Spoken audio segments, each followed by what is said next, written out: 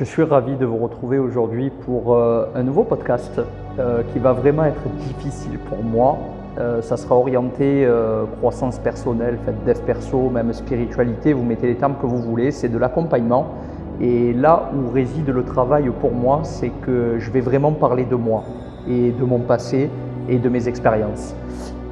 J'ai fait, je ne sais pas si vous l'avez vu passer sur le blog, un petit article où je vous parle de discipline, de résilience, de lâcher prise, parce que je me suis un peu mis en sommeil ces derniers temps et je me disais qu'à force de vouloir faire un recueil d'expériences auprès de chaque personne qui me font confiance, que ce soit en ligne ou que ce soit ici dans votre studio yoga, j'arrête pas de dire j'ai des résultats extraordinaires, mais il faut que j'en attende d'avoir peut-être 1000 résultats pour communiquer dessus et le crier sous tous les toits que le yoga c'est génial et que mon expertise à moi, vraiment j'ai des trucs probants, mesurables, extraordinaires.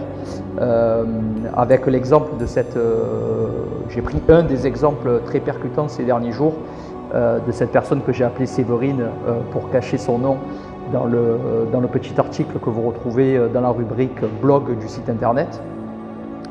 Et en fait, j'ai percuté en écoutant dernièrement, je suis tombé un peu sur des podcasts et des recueils d'expériences de personnes en me disant mais waouh, en fait, il y a pas mal de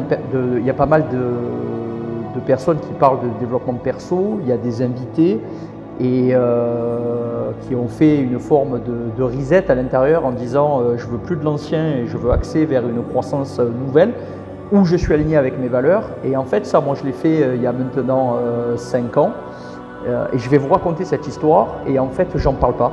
Et je sais pas pourquoi j'en parle pas. Je me dis que j'ai peut-être des fois trop cette humilité où je me cache derrière en disant tant que j'ai pas mesuré tac, tac, tac, tac, comme le ferait un scientifique, j'en parle pas. Et c'est une grosse erreur. Donc aujourd'hui, on va libérer tout ça et ça va me faire du bien en plus. Donc aujourd'hui, le sujet central, ça va être le rapport à l'argent. Parce que notamment sur les réseaux sociaux, notamment même dans peut-être des incubateurs d'entreprises, et c'est comme ça que ça me vient, on vous vend qu'il faut vite faire du cash, de l'argent pour grandir, pour être aligné. Et en fait, je pense que tout le monde prend le problème à l'envers. Pas que l'argent soit un problème, mais la manière dont l'argent est utilisé comme énergie, comme valeur, comme monnaie d'échange, on doit le reconditionner, le retravailler à l'intérieur parce qu'on a tous des parcours différents. Pour moi, je considérerais que ma période de 20 à 29 ans, je courais derrière l'argent parce que je manquais de confiance en moi, parce que je voulais plaire. J'avais cette attitude de bad boy très impétueux, capable de fracasser les éléments. Je pensais être capable de fracasser les éléments, que rien ne pourrait m'arrêter, jusqu'au jour où dans mon travail, dans mon entreprise, j'étais technico-commercial pour une société familiale dans l'assistance respiratoire où en très peu d'années, je suis rentré, je ne connaissais rien là-dedans, mais avec mon caractère, toujours cette volonté de s'instruire, de se documenter et d'exceller dans le métier que je fais parce que c'est devenu une passion. C'est marrant, mais j'avais une peur bleue des hôpitaux parce que j'avais une peur bleue de la mort, une peur bleue des expériences que j'avais eues au contact de choses que je ressentais, qu'on peut appeler entité, esprit, enfin peu importe, le sujet il n'est pas là. Et finalement, j'ai développé en 4-5 ans une passion dévorante pour m'occuper des gens, les écouter, les comprendre, et c'était ma force quand un médecin m'appelait pour me disait Nico, il faut aller ventiler cette patiente, ou il faut installer de l'oxygène ou un respirateur. Vas-y, parce qu'avec d'autres j'y arriverai pas, et au bout d'une heure c'était réglé, et en plus j'avais fait un peu de psychologie déjà au passage et ça marchait très bien. Et arrive en fait au terme de ces 4-5 ans où j'ai cette belle place de commercial bien rémunéré avec des avantages incroyables, arrive le moment où je sens que la société va être rachetée et du coup je fais une proposition à mon directeur de développer la région Corse là où je voulais aller parce qu'il y avait ce besoin aussi de reconnecter à ce côté. J'ai ce côté très méditerranéen, j'avais un appel de la terre et c'est juste avant la crise sanitaire.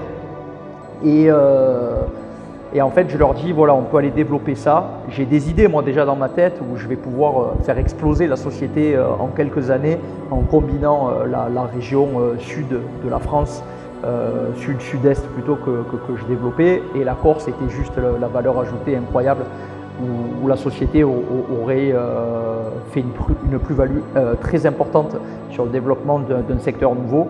Et comme il y a une grosse boîte qui est venue poser des gros sous sur la table, on a préféré voir l'option court terme au moyen terme plutôt que l'option long terme avec moi, qui avait soif de collaboration, qui avait ce besoin de créer une forme de plateforme entre le continent et la Corse, parce que j'avais eu un portefeuille de médecins avec qui j'avais des super rapports.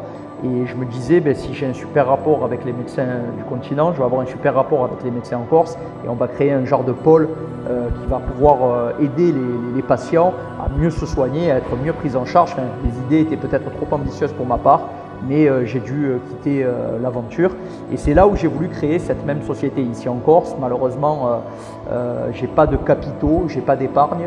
J'avais un petit billet peut-être de 10 000 € quand je suis arrivé ici, de solde de tout compte. Ça m'a tout juste permis de me loger, de louer une voiture très longtemps avant de trouver une nouvelle voiture parce que j'avais un véhicule de fonction. Et du coup, tout l'argent est vite parti et on ne pouvait pas me suivre pour créer quand même une structure respi qui demande un moyen conséquent à court terme pour acheter des machines, se faire connaître et avancer.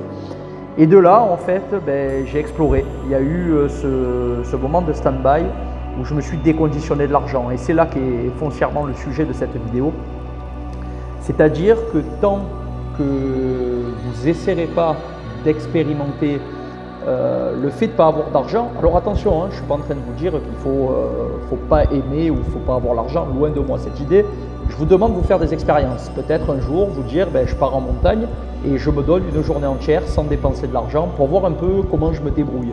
Vous vous mettez en fait dans une forme d'instinct de survie et vous apprenez à approfondir la connaissance que vous avez de vous-même, vos réactions. Vous apprenez à vous centrer sur vos besoins vitaux. Et de là, c'est amusant, mais le fait de gagner moins d'argent, c'est quelque chose que j'ai connu en arrivant ici en Corse, même si encore aujourd'hui c'est très dur, mais j'ai changé du coup mon rapport que j'avais avec cet argent. Au lieu de me dire que je voulais de l'argent, je suis allé plonger à l'intérieur pour chercher qu'est-ce qui me rendrait heureux, libre et aligné avec moi-même. Donc de là, c'est parti sur le fait d'aider les autres, l'accompagnement. Je me suis formé au coaching, à la PNL, à l'hypnose.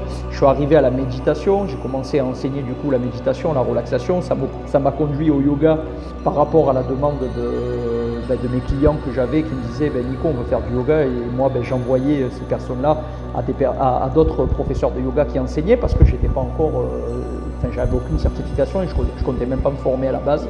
Puis est arrivé le Covid, je me suis formé et j'en suis là où j'en suis aujourd'hui avec The Positive Influencer. L'aventure, elle est exceptionnelle parce que il n'y a pas la réussite tout de suite.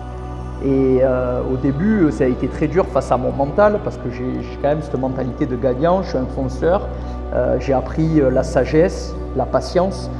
J'étais quelqu'un de, comme je vous disais, de très impétueux, donc quand il y avait des obstacles qui se présentaient, j'étais capable de fracasser des murs, j'étais capable de, quand il y avait une bagarre, je rentrais dedans, quitte à me faire fracasser derrière, mais c'est pas grave, j'assumais. En fait, ce caractère impétueux, j'ai appris à le travailler, à le mettre de côté pour me redécouvrir, découvrir un peu cette part de féminité qu'on a tous. Avec chaque homme, chaque femme, on a une part de féminin, de masculin. C'est la représentation du yin et du yang. C'est deux polarités qu'on a besoin d'explorer pour qu'elles soient le plus alignées possible.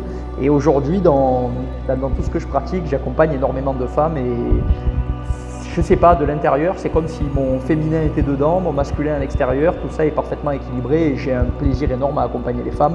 Tout ça pour vous dire, l'argent, travaillez dessus, retravailler vos modalités, vos rapports que vous avez avec l'argent, parce que vous en ayez beaucoup à la base parce que vous êtes issu d'une famille fortunée, c'est une chance, mais du coup vous allez moins vous battre si derrière vous avez une activité, que ce soit en tant que salarié, en tant qu'entrepreneur, même dans des associations.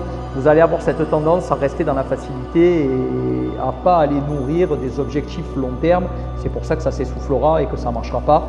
Et quand on est face à l'adversité et qu'on apprend la discipline, la résilience, mais qu'on apprend aussi le lâcher prise, chose exceptionnelle qu'on travaille dans le yoga sur le long terme, c'est là où tout s'aligne et en fait on trouve sa voie au niveau de l'âme. Vous savez, au Japon on parle de l'ikigai, où on fait joindre les vocations avec nos compétences et on crée une forme d'alignement avec plusieurs paramètres. qui fait qu'on trouve son job idéal et on va travailler là-dedans pendant des années pour être complètement épanoui, c'est-à-dire travailler sans avoir la sensation de travailler, arrêter d'échanger son temps contre un salaire, en fait, être tributaire de si je passe une demi-heure là, je vais travailler pour tant d'euros de l'heure. Et en fait, il y a plein de mécanismes à faire sauter pour reconditionner le soi et créer quelque chose de totalement nouveau qu'on ne connaît pas. Et c'est surtout ça dans la voie de l'entrepreneuriat, où c'est difficile, où on n'a pas forcément du travail en flux continu, en flux tendu. Et en fait, les moments de repos, au lieu de se dire bon ben c'est chouette, j'ai une heure devant moi, je vais un peu me poser, je vais faire telle ou telle activité, on a les mécanismes du salariat qui sont là, qui nous disent putain, tu es en train de rien faire, tu te glandes, c'est pas normal. Et en fait, c'est sur ce genre d'exemple précis qu'il faut travailler pour créer une voie vers laquelle on va œuvrer pendant des années. Alors à moins que vous ayez des activités, on va dire une activité artisanale qui vous rapporte de l'argent très vite. Il va falloir se battre, c'est long, et là où on disait avant il faut 3 ans pour qu'une entreprise démarre, des fois il en faut 5, parfois il en faut 10. Tout le game au niveau mondial est en train de changer, c'est pour ça qu'il y a de plus en plus d'entrepreneurs, c'est pour ça aussi qu'il y a de plus en plus de salariés qui quittent leur boîte, parce qu'aujourd'hui on a levé la dimension humaine, on n'arrive plus à aligner la psychologie de l'humain avec les valeurs de l'entreprise, avec le pourquoi on va dans telle direction, pourquoi on fait ça. Et en fait, c'est tout un monde qui est en train de s'écrouler, qu'on a besoin de redéfinir. Et c'est pour ça aujourd'hui que je fais cette vidéo. C'est pour vous parler de tout ça un peu de manière intuitive. J'ai rien préparé, mais pour vous dire que ma plus belle expérience en fait, ça a été de quitter ma boîte, de partir là où j'avais envie de vivre, donc notamment la Corse parce que j'avais cet appel de la terre, moi j'avais de la famille ici, mais ça aurait pu être la Sicile, ça a été la Corse mais ça aurait pu être la Sicile aussi. J'ai beaucoup hésité entre la Sicile et la Corse parce qu'on a fait un voyage là-bas, alors même si entre le tourisme et travailler là-bas c'est deux choses différentes, mais j'ai cette énergie de fou quand je suis en Méditerranée pour me battre pour mes valeurs. J'ai trouvé mon alignement. J'ai appris à me détacher de l'argent pour mieux y revenir avec ce qui sonne juste pour moi. C'est-à-dire que j'aurais eu 1 million d'euros il y a 10 ans, j'aurais acheté que des conneries.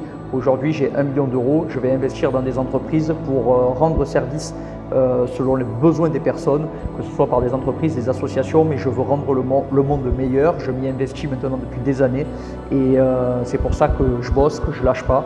D'autres à ma place auraient déjà arrêté depuis très longtemps parce qu'ils se disent putain, à court terme, je gagne pas assez d'argent, c'est pas possible. Mais en fait, de l'intérieur, ça nourrit, ça fait grandir, ça fait bouger les lignes, ça fait évoluer les mentalités, les idées préconçues et sur le long terme, vous influencez positivement le monde. C'est ce que je fais avec The Positive Influencer, c'est QFD. Et du coup, voilà, j'aimerais que cette vidéo, elle inspire d'autres à trouver ces valeurs à l'intérieur pour aller les nourrir, casser les anciens schémas préconçus, souvent hérités de systèmes hiérarchiques ou des parents, des grands-parents, de la société, de ce qu'on a appris à l'école, pour trouver une nouvelle voie. Une autre solution est possible et si tout le monde travaille depuis l'intérieur, on fera bouger l'extérieur. Donc je vous remercie vivement pour les personnes qui ont pris le temps d'écouter cette vidéo. Vous pouvez toujours me soutenir en likant, en commentant, en partageant, en restant abonné. Vous pouvez même faire un tips sur la chaîne, ça m'aide énormément à améliorer mon contenu. Il y aura d'autres vidéos dans la lignée de celle-ci qui paraîtront. Dites-moi ce que vous en pensez, je vous embrasse et je vous dis à très vite. Prenez soin de vous.